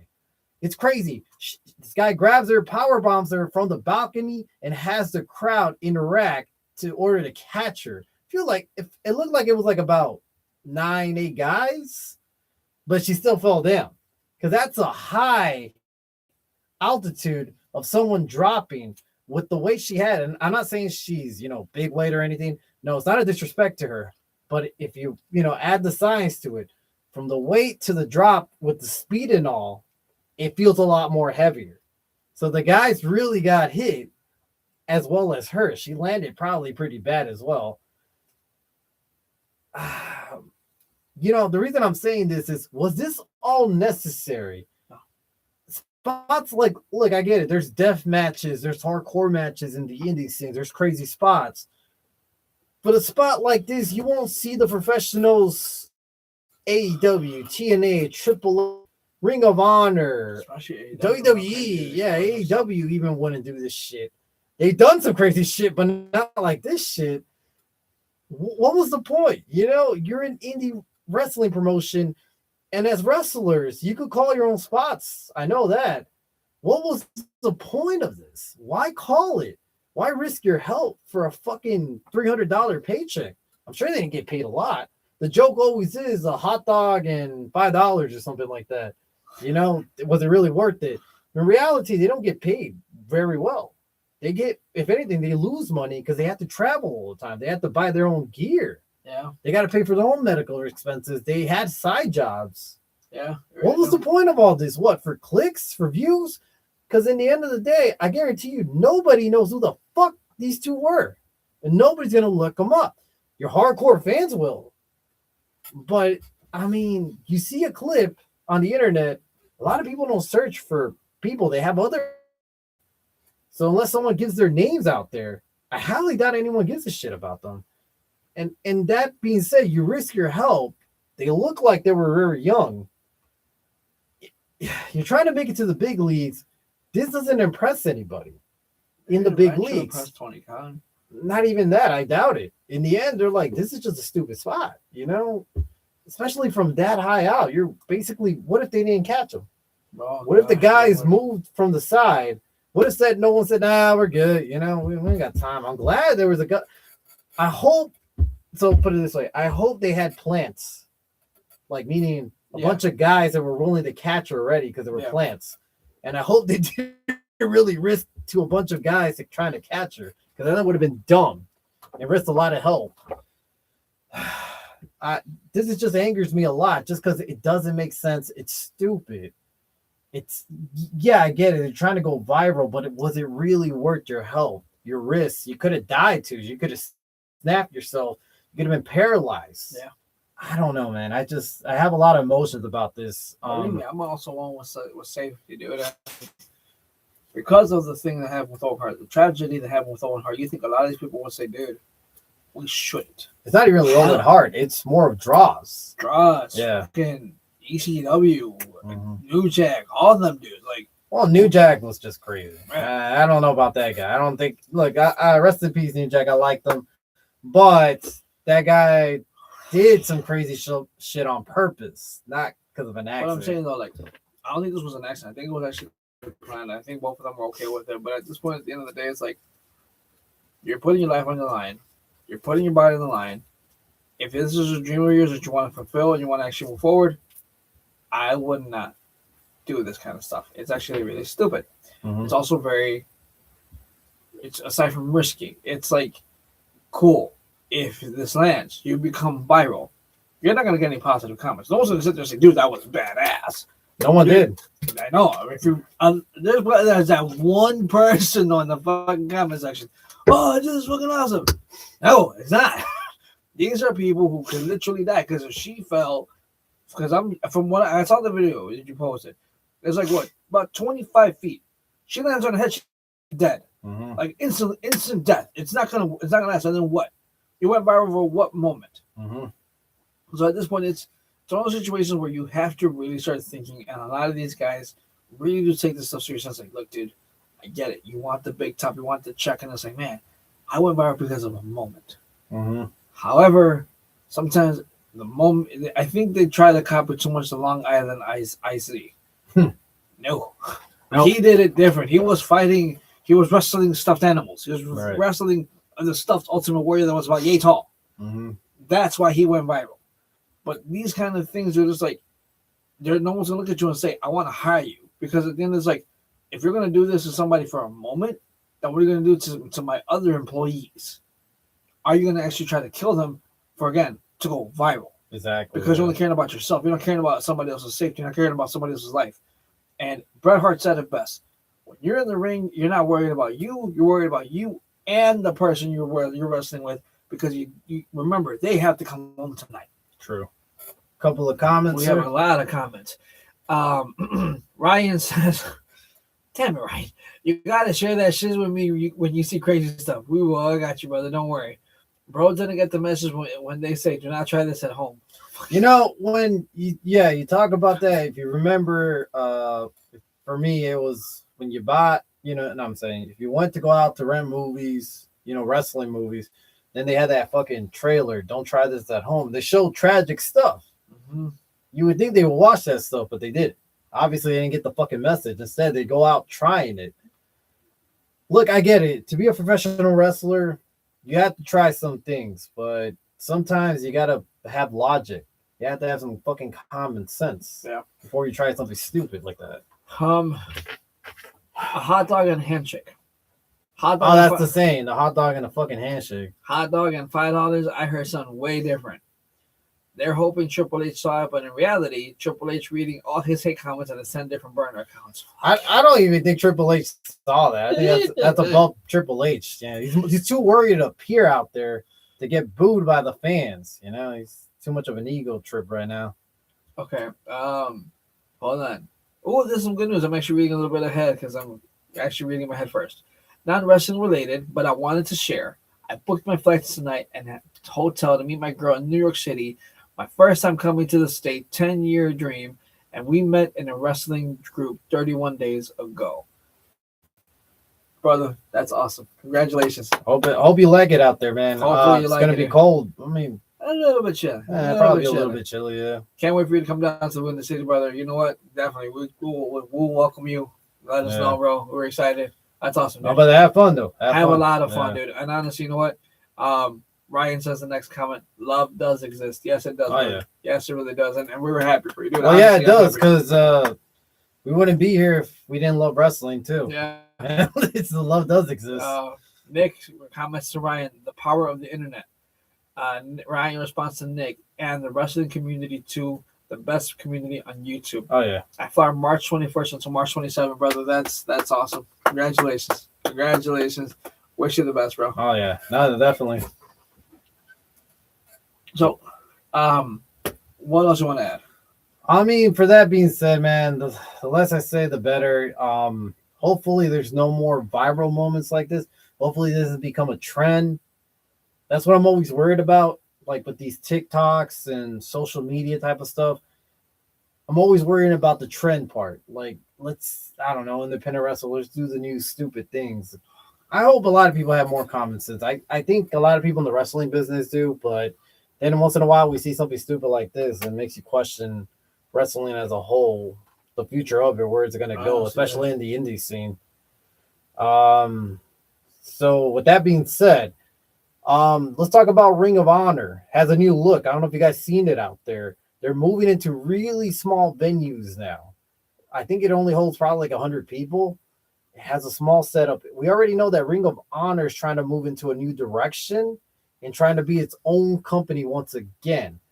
It's still owned by Tony Khan, but it wants to have its own identity, because when you used to go to an AEW Dynamite show or even a Collusion, you would have Ring of Honor either before or mostly afterwards. Yeah. Mm-hmm. And most people by then would just walk out and leave. Yep. Yeah. Your hardcore fans like myself would stay and watch the whole thing and say, fuck it, more wrestling, the better. I mean, that's just how we are. But regardless, Tony decided, you know what? I want to have its own identity. I want to have it separate from Dynamite and do its own thing. The new setup is a lot smaller. It's 100 people. I guess I just want to get your guys' opinions out there. You think this is good or bad? Some people compared it to NWA Power setup. So they also have a smaller venue, just exactly looking like the same as Ring of Honor. So they're saying it's a copycat. So yeah, we all know NWA Power is owned by Billy Corgan. Mm-hmm. There's a couple of good wrestlers on there as well. I personally think this is better for them. And I'll be honest, as a Ring of Honor fan back in the day, I felt like they lost a lot of the core, hardcore fans a while back since Tony Khan purchased them. I think so too. And all as well as when Ring of Honor went out of business, when Tony Khan purchased them, people did get excited to see them come back in some sort of form. But when we did, it was never the same. It just didn't have that same vibe to it. Even when I went to the shows live right after Dynamite, we'll get to watch them, I never felt the same as I did for Ring of Honor. That was just something special. I got a lot of old tapes of Ring of Honor, And when I watched that, the crowd was more into it. You had a lot of new upcomers. A lot of these guys are now in the WWE. A lot of these guys are in AEW. A lot of guys are sides. So a lot of people came out there from there. This was something special. It just hasn't felt special in years since Tony Khan has grabbed it. So with that being said, I don't think it's ever going to get back to its same type of vibe it had. But let's just try it out. Let's give it a chance. See what happens. Yeah, see what happens. Is this the right direction? I think so. Some people some people out there, like fans, would say, well, they have to move to smaller venues. Yeah, of course they do. I gotta survive some way. You gotta survive. You gotta start somewhere. It's like just like us. We'll start off with 2 people listening to us. Next thing you know, we have 8, 10. One day we'll get to 100. Yeah. It doesn't matter. You have to start somewhere. I think this is the right direction. It's up to this shit, even if it is Tony Khan, and I hope not. That he doesn't fumble this shit like he does sometimes with a lot of his shit. Yeah. Like he did with Rampage. Hell, even Collusion. He hasn't had that popping in quite a while. It's time to pick this up. It's time to get a lot of the new guys from the indie scene. Yeah. A lot of guys as well from AEW to come into it. Bring out some vibes. Have fun. Go interact with the fans more. Yeah. Go crazy. Honor whole era. But I don't know, man. It's holding my breath. I just wanted to see it start somewhere. So I don't know. I like the setup personally. I like the indie look. I'm a big indie type of guy. I like to go to these indie shows around here in my city. So if they ever do come out, I'm gonna go. But everybody's to their own. If you don't like the setup, I understand. But I think it's a right start for the right place. Yeah, a lot of comments. So apparently they didn't William Regal Street either. William Regal Street either. Wow, that was a tongue twister. What was that? Apparently they didn't read William Regal's tweet either. We're talking about. Oh yeah, from the earlier, yeah. Well, no, yeah. No. It's more. Do you think Darby Allin will ever take it too far? How Darby Allin is alive is a miracle. Do I ever think that Darby Allin takes it too far? I think he's done taking it too far so many times. Don't you remember the spot with the Young Bucks, him and Sting versus the Young Bucks, where it looked like he actually landed on real glass because he got cut up, and some of the glass got stuck in him. I think that was too far. The fish tank. Oh my god, there's a lot of segments. Like a lot of the stuff that he does take it too far. It's unnecessary. A lot of the bumps, him falling down the stairs, actually falling down the stairs, him getting into that whole body bag and getting dragged through the car. I think he's actually doing a lot of his stunts. Yeah. So he takes it far sometimes too much. Some of the stuff you got to leave it up to the big show, Yeah. Pay-per-views. That's why he keeps going on Mount Everest because of that. When he climbed Mount Everest, I think he took it too far then because, there's a lot of people that don't make it up there. Yeah, truly. And he's just, I don't know. He's very important in AEW, and I felt like him doing so personally. I felt like I get it. This is your goal, but you doing this, you stunted your own growth. Because during that time, they build up for him to be Jon Moxley. They set up the whole storyline, a whole arc to beat Jon Moxley at All In. Yeah. But instead, we got Hangman Adam Page. Because at that point, it didn't look like he was going to return on time. He was going to be 100%. So they call him audible. But the man kind of just stunted his growth. He could be the next big thing, but every time he gets close, he wants to do something else crazy. It's unfortunate. Yeah. And I'm back. Yo, Wyatt. Yo, Ryan. What is up, man? I think it'll be fit to be a small-looking promotion and to kind of separate from AEW production. I agree. Yeah. They get their own. They have their own setup. It looks nice. It looks beautiful in my eyes. I like small promotions, so I like the feel of it. The vibe so far. Yeah. But who knows? Maybe they still give out the weird segments and matches and stuff. And then another one is I'm Great Wine Just Chilling, just gone 7 a.m. Collision only existed because of Punk, which is true. And then last but not least, if this was WWE, someone would have pulled him aside and say, if you keep this up, we are going to let you go. Too much of a liability.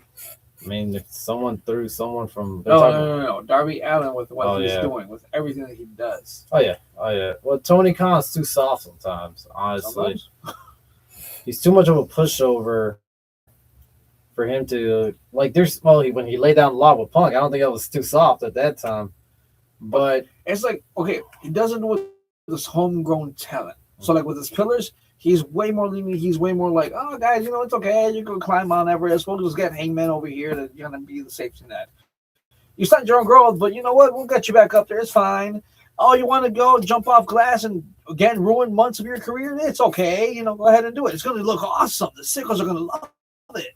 Well, to me, the whole Darby Allin was the first time Tony Khan actually had a long build-up to lead to somewhere, and I felt like that was the only time. Because besides that, I mean, we had some good storylines from AEW in the past. I'm not gonna say they don't build good storyline. That's like, to me, that's the dumbest thing that to say AEW doesn't know how to build story. They do. You just have to watch and see. Sometimes it starts here, it gets sidetracked, and then it ends though the right way. Eventually. I don't know why, but that's just how their storyline is built. But they had the arc built and set up for Darby Allin until he fumbled it himself. So yeah. For him to let him do whatever he wants, he should have waited right after, at least to do it. But I don't know. I don't know what else I could say about that. Like, the more I think about it, the more angry I get. Yeah. Oh, do you guys see that whole interview where he was doing with the one podcaster or whatever it was, where he was in the taxi or the Uber? He was in the Uber on the highway, and then the taxi driver was going crazy, telling him like, well, at first he's like, look, can you put down the phone? I don't know if this is your AA meeting, but it's very rude to do so. I had a long day. Shut the phone down. I'm driving right now. And then Darby and the guy was like, no, we're doing an interview. They refused to shut it down until the Uber went crazy. They started shouting, started screaming, telling them to get out of the car. And so Darby did. The guy went off, and Darby stuck in the middle of the highway still doing the interview. Just like, what the? I don't know if it's fake. But if it's not, it's hilarious. If you guys don't see that, watch it out there. Put Darby in an Uber driver. It's so stupid. It's funny, though. I don't know, man. That's one of his crazy stunts, getting stuck on the highway, I don't know. It was entertaining in my eyes, but it's something else. Yeah, so I don't know, man. But, speaking about a little bit of AEW and Ring of Honor, I don't know if you guys saw it out there, but I saw a picture, and I saw that John Morrison, his WWE name, I think he goes by Johnny, whatever he goes by, Johnny something, and I forgot his name in AEW. But he lost the match where he lost his hair. Wow. So he got shaved bald. The man had some nice ass hair, bro. Not gonna lie, the man had like the perfect fucking hair, dude. Like, set of hair, like, damn, man. I'm not gonna lie, I would love to have his fucking hair. Anybody would, I feel like. Like, if they wanted to have that long hair, John Morrison's the guy. But that man lost everything. He's bald, apparently. It's just crazy, but it's something to see, something to look out there and search and be like, oh shit, I guess when you get older, you get bored and you want to try new looks too. So whatever they did to talk him into that, I don't think it was that long. So yeah. But honestly, dude, it's been a crazy week. It has been. Tony Khan is a mark, according to Nick. Yeah. I believe it. But dude, it's been a crazy week. The build up to WrestleMania is going to be fun. We're excited for it. Can't wait to see what else comes out of it. Can't wait for Friday to see what happens. I can't wait to see the Twitter beef between Rhea and Jade. I don't think, look, man, I don't know, dude. I know you think that's like legit. I feel like this is part of their. Nah, Rhea confirmed it's not, dude. That's what they always say, but then we find out from what they've been saying. I think Jade is actually mad and keeps saying the fact that Rhea just goes and just talks like politics nonstop backstage to get what she wants in WrestleMania. I'm sorry, dude. I feel like WWE is too much of a trying to be breaking the fourth wall. I mean, because I feel like they would have shut this down earlier. They would have had a talk with both of them, and this wouldn't have gotten that far. I just don't believe it. I'm sorry. I feel like brought in Chelsea Green and brought in that's what I'm saying. Ryan Jackson and brought in Piper Niven. They're trying to make it believable. But do you think that WWE's gonna basically do this on like let this just happen and basically make Jade Cargill look like the bad guy without their permission. I doubt it, man. I'm sorry, I don't believe it. Like I heard that, I seen that. You give them a little backstory to the people that don't know. So basically, Jade just, I guess, started tweeting against Colin, started calling out. I didn't see the whole thing on Twitter. So basically, what was shown from all the screenshots I saw was that Jade came on and started talking against Rhea. Yeah. Basically saying, dogs gotta holler, bark, bark, bark. Like basically calling her a dog. Rhea said, all you do is talk. You don't wrestle. You take too many vacations and you don't wrestle. And I guess Jay felt some kind of way and just basically said, like, all you do is talk politics. All you do is talk. All you do is cry to the back and you keep just getting what you want at WrestleMania. Hence why you got so much. In comes in Chelsea Green, where she's like, no, Rhea is like the epitome of someone who could be kind, sweet, and a respectful person and still get what she's got to get. And then Jade kind of said, like, whoa, we don't ask you. Could basically kind of say we didn't ask your opinion. In comes in Piper Niven to defend Chelsea Green, and she said, listen, you can lick my boots. Or excuse me, you lick my ring, you boot. Jade then comes on and says, you can't touch me. And then she says, basically, Piper Niven says, well, at this point, why don't you go ahead and get some ring time, and then you know what, you can make yourself a bigger fool than what you already are. Then Nia Jax comes in and says, Chelsea, right, dogs just gotta bark, woof woof. And that's the last thing I saw. See, like, to me, it just seems like this is just more of a work to sell the tickets because they know that really Rhea and Jade is not going to sell well. No. Because, like, I don't know, my opinion. You could think your opinion, I understand. But in my eyes, I just feel like it's another way to sell more of an actual beef to make it look real. Because in general, I know we said this was the right move to face off Jade Cargill, but didn't mean that it was the best match for Mania itself. So it's another way to just build more heat to it. I'm not against it, but I just don't think it's real. In my eyes, I might be wrong. Hell, in a couple more weeks, or hell, even in, what is it, Unreal Season 3? No, we'll see something like that. Yeah, we'll probably see the actual interaction with that, or maybe we won't, and maybe we'll just see more of Ellie and I getting yelled at. Probably. Yeah, but regardless, guys, we got any more comments? Nope, just after 20 comments, Mark. Regardless, guys, we appreciate you guys joining us tonight. Remember to like, subscribe, and hit that notification bell. We'll be here back Friday, so make sure you tune us in. Probably, like, I don't know, we'll be here around midnight, whatever time you're at. Just hit the notification. We'll be out here late. Like always, man, we appreciate your comments out there. We got one more, actually. Just tagged you in an IG story. Yep, Ryan Milky just tagged us in. Oh, yeah, I just heard the notification on that one. Appreciate it, brother. All right, man, y'all have a good night. We appreciate y'all. All righty. Oh, yeah, Dickies. I will tag you guys. Thanks, Wyatt. Appreciate it.